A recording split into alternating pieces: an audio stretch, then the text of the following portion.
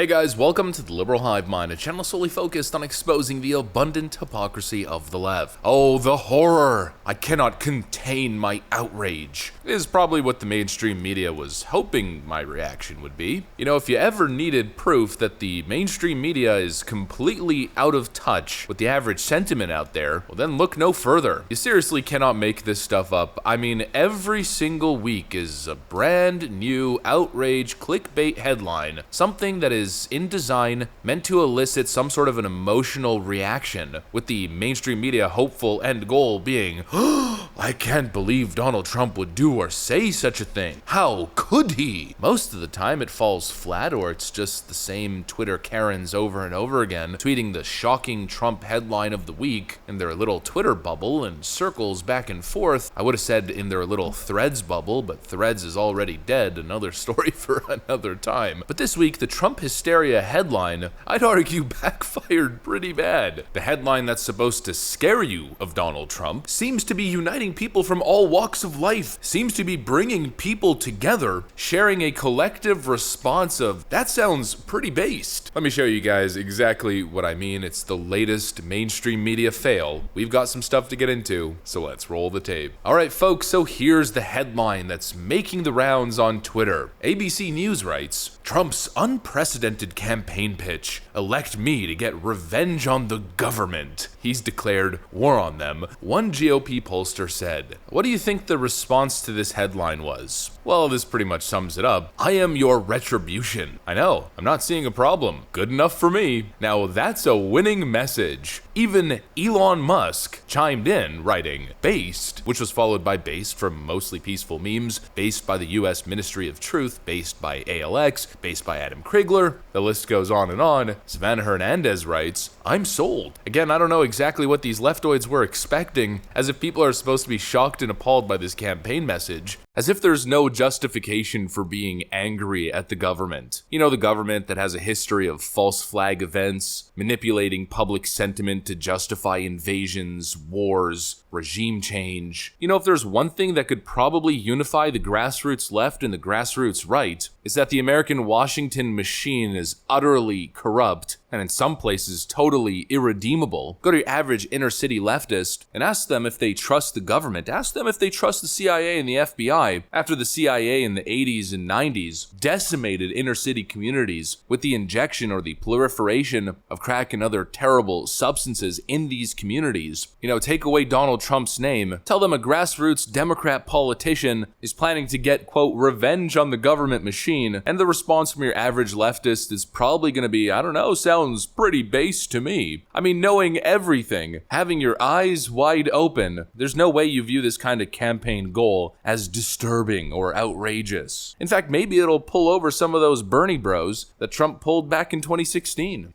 But clearly there's nothing to be shocked over. It's once again an out-of-touch leftist moment, just like the whole ultra-MAGA thing. Joe Biden coined the term, oh, those ultra-MAGA Republicans, as if that was supposed to deter people from Donald Trump, but the term immediately was co-opted, put onto t-shirts, pretty much celebrated as the new MAGA identity. Based. We're no longer MAGA, we're ultra-MAGA. Sounds even better and even rolls off the tongue. These mainstream journalists are just simply unbelievable. They're always doing the same thing, trying to mold the narrative they prefer. In a way, I guess trying to persuade public sentiment, or maybe falsely represent it, presenting this idea Donald Trump wants revenge on the government, as if it's this unjustifiable extreme stance that should not be tolerated or accepted. But if you look at most of the polling data, I think most people understand exactly where Donald Trump is coming from. Most recently, we covered how nearly 70% of the American voting population believe the most recent Trump indictments to be politically motivated. They view the DOJ as a partisan weapon that's simply going after Donald Trump because he stepped on their toes or got in their way. A large majority of the American public does not trust the CIA or the FBI, and it's getting worse and worse as we get access to more information. I mean, if American history wasn't enough information, the Twitter files and every other bombshell from the last 2 years, or rather the last 7 years, ought to convince you that the FBI is deeply corrupt. They simply don't get it. I mean, that's literally the point. Donald Trump promises revenge. Yeah, that's probably the strongest part of his campaign. That's probably one of the greatest motivating factors to support him. It's like I've said many times, especially when discussing the whole Ron DeSantis issue. At this point,